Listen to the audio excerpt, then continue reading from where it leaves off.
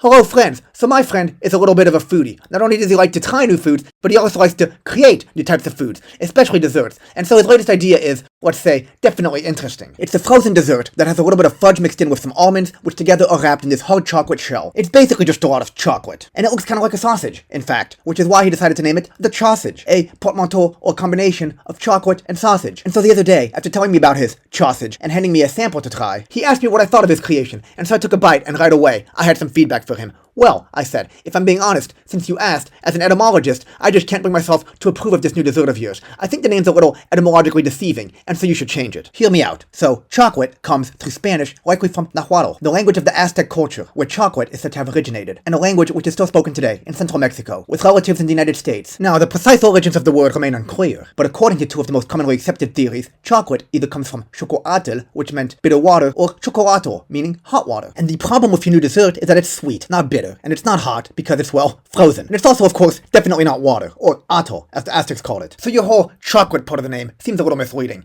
At least in the original sense of the word. And now, as for the second element in your portmanteau, sausage, well, I have an issue with that too. You see, your concoction is quite sweet, as are most desserts, but the problem is that sausage, according to its original meaning, can only be salty. Through Middle English and Old French, the word comes from Latin, and specifically salsiccia, which meant prepared with salt, as you might be able to tell from its ancestors, the Latin sal, and ultimately the Proto-Indo-European sel. So yeah, sausage is by definition salty, as are its relatives, so to speak, salad and sauce, among others. So if I'm being honest, call me pedantic, but the name of your culinary creation feels a little etymologically dishonest, so I just can't get on board with it. Sorry. And my friend, he just rolls his eyes and shakes his head. Wow, he said, you are pedantic. I wasn't asking for an etymological assessment, but rather just, is it good? Do you like it?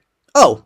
Well, okay, yeah, from a taste perspective, it's delicious. And it was truly delicious. You know, as a famous person once may have said, you shouldn't look into the details of how a sausage is made. And I guess, in a sense, the same thing can be said about the sausage, or at least its origin story. If you dig deep, then you might not like what you see. So for both the sausage and the sausage, it's best to focus on the taste, rather than on the story behind it. In any case, thanks for watching.